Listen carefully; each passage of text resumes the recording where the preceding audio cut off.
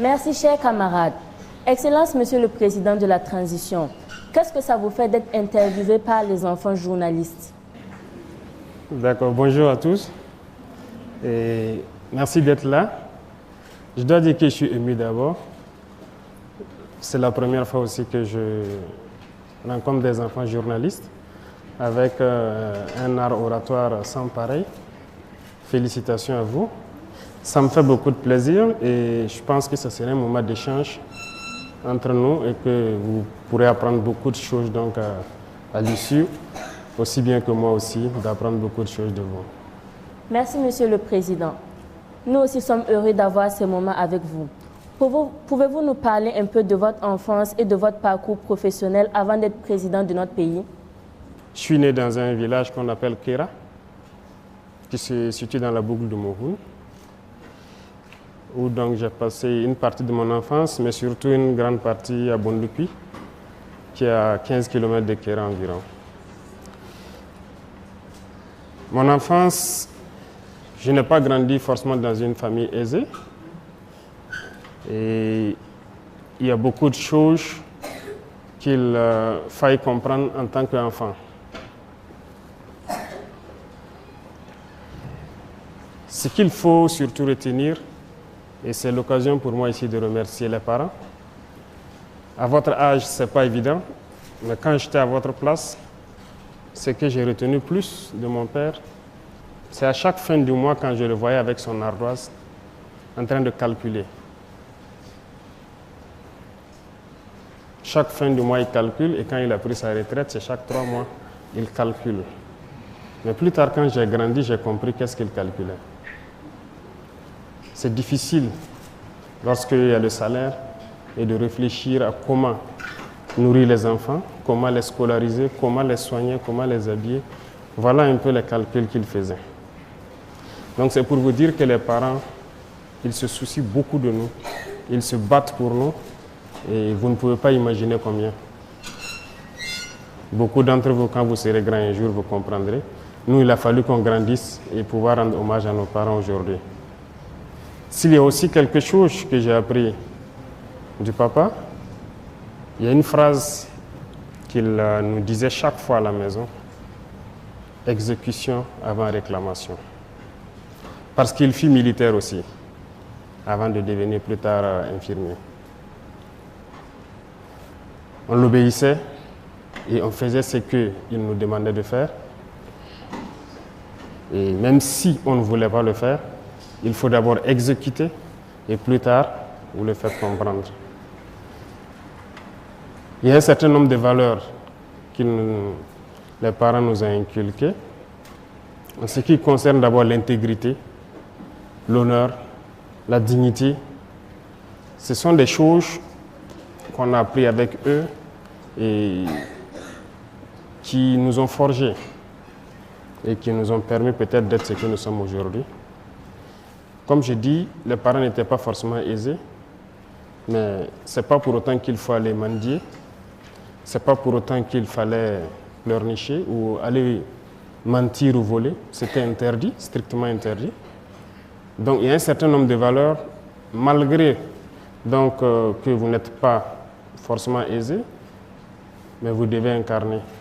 La solidarité, par exemple, on nous apprenait toujours à partager avec les autres.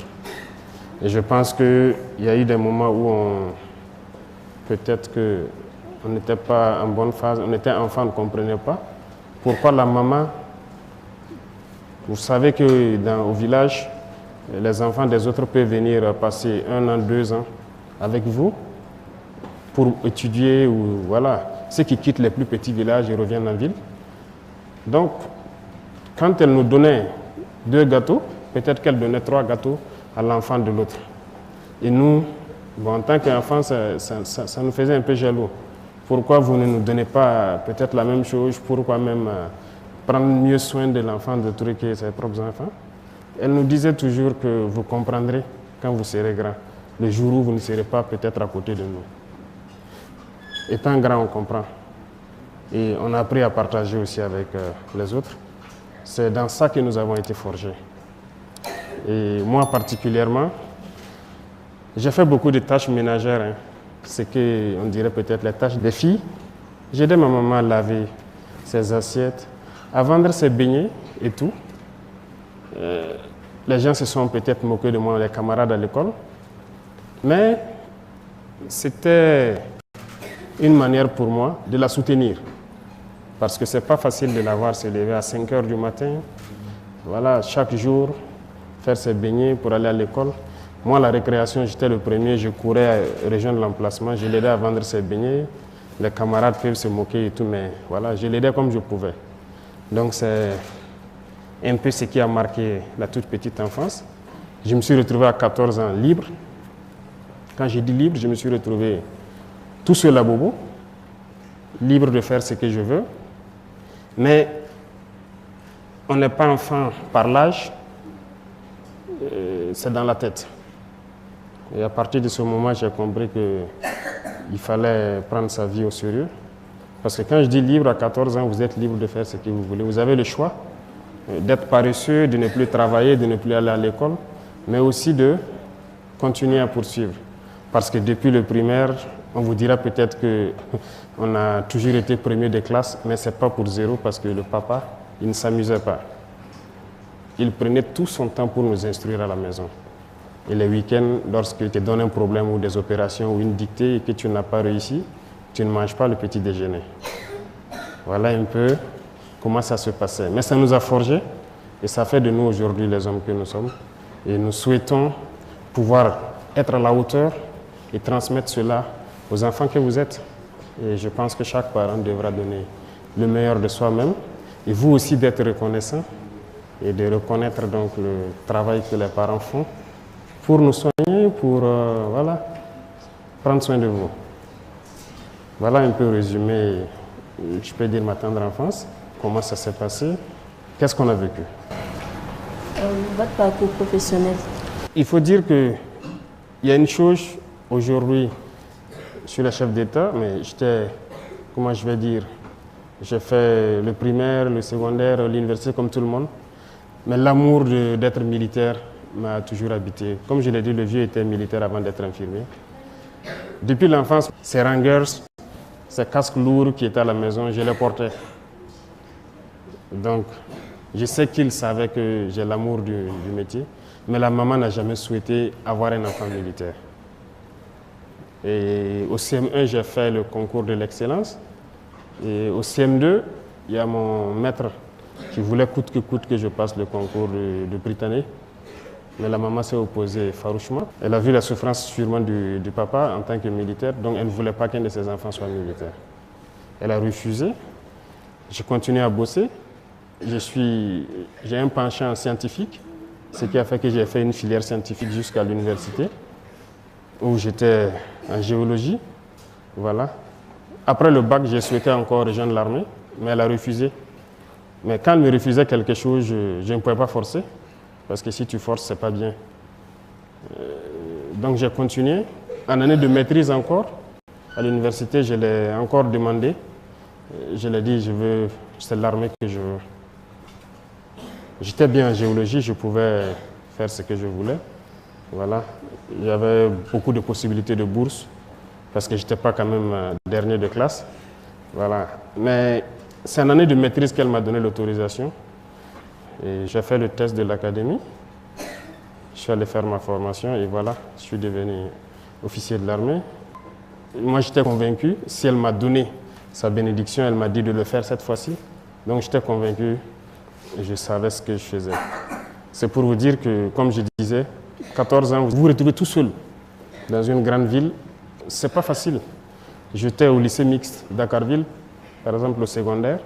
Mais je logeais à Sarfalao, qui fait environ 7 km.